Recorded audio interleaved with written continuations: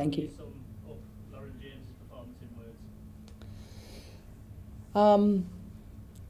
The work Lauren did out of possession was outstanding. The way she back pressed, the way she counter pressed, the way she shut off the pitch in the right moments. She dominated her duels. She did it for 90 minutes. She, I think, was selfless in her work. I thought was outstanding. I think her forward play was unstoppable, but she got herself into such great positions because of the work she did for the team off the ball. What did you say to her after? I know when I was watching on the TV, you were having a bit of a word in her ear. So what did you say to her? I'm not going to tell you. It's between us. Just in terms of the result, obviously the scoreline, scoring goals at Stafford Bridge. What's that going to do for the European games that are coming up? I just like the way we're playing at the minute. I said I think we're dominating the ball completely in all phases. I think we look confident in our decision making. Our execution is improving. I thought our execution in the final third was better today than it was Wednesday. I thought we were clinical. I don't know the XG for the game, but I felt like every time we got in behind we were going to score. That's the last one, because someone else might actually fit. But what's it like to almost get through a press conference when all the focus has been on you recently? So actually to get back to a press conference where it's just about the team and about Chelsea. Well, the good news is the minute you put it back to me, I would decline it anyway. So that's done with, and hallelujah, we can talk about team. I'm a team player, so on so many levels.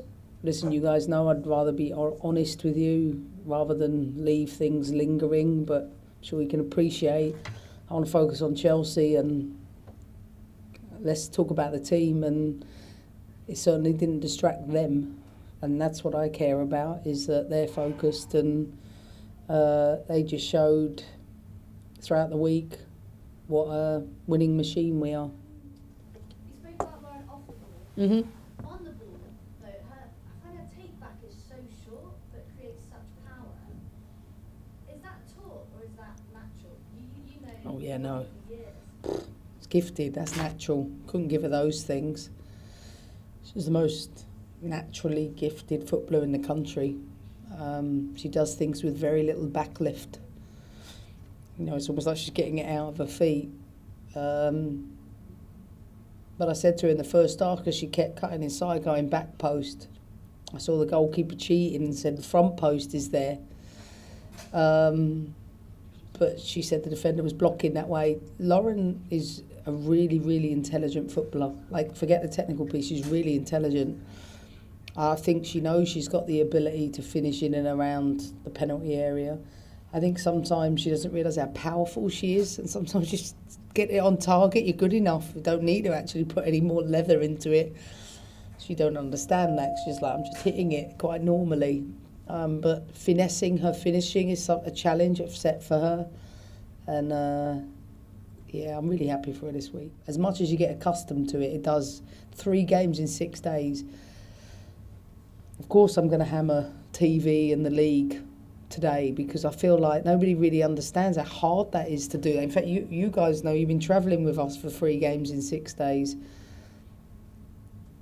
I feel like we're the only team in Europe, and yet we're the only association that doesn't help its team in Europe. Spain do, France do, Germany do, but we don't.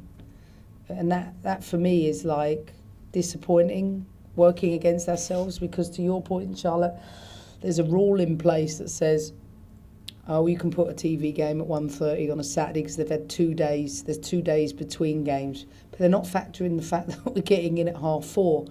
And why are we getting in at 4:30? Because there's still drug testing, so you can't leave early, because actually people don't pee quickly after games. So it's never really 2 full days. You're like a zombie on that first day. And the second day, it's about just getting your legs moving. I accept it. It's coming up again. I think in December, I think we play the Bristol-Hecken situation, 3 and 6 games again. But all I'm asking is, like, don't we want an English team to try and progress in Europe? Like, it's hard enough. And the rest of Europe look at us and think their league don't even help them. And I know Jonas made this point last year. Like, I think it's something we should seriously look at. And there's nothing I can do about it. I can't change it because broadcasting say there's 2 games in between, therefore get on with it. But don't you think it's a little bizarre that we're the only team that's played on Wednesday and we're the first team to play on Saturday, having played Sunday night away from home last week? Like, I don't know. Just lastly, thank you for that. I really. Yeah, well, that's the clickbait one I want. So when you're playing against a team that's got 3 extra days rest, it does matter. Plus, of course, you give them, some good officials. Makes it difficult, but yeah, momentum's great. The players would prefer not to listen to me and coach training every day. They'd prefer to do this every 3, maybe 4 days. Congrats on the win. I just wanted to ask, going back to some of what you were saying in terms of scheduling. Oh yeah.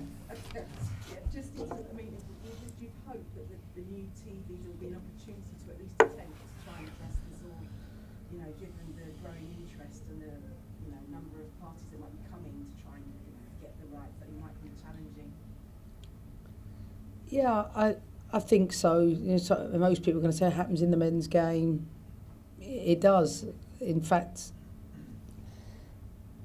broadcasters and league organisers alike don't really understand it. They don't understand the dangers for some players. Take Millie Bright, for example. I could play her in the game today, but at what cost? Then all of a sudden England need to qualify for the Olympics in a week's time, and everyone, could give us criticism on that. Like, it's about player welfare. It's not about Chelsea, it's about player welfare. And I think in an ideal world, those making those decisions have former players or former athletes in that decision-making process to really appreciate that it's not as easy as everybody thinks. Let's back on that. If you took the decision out of the broadcasters, their remit, they can't actually make the decision. But WSL, in terms of the broadcast rights, actually say, right, you cannot do this, put it in that one. Would that help? I mean, I don't care how they do it. I don't know what the rules are within that. Just asking to think about player welfare, men's and women's football.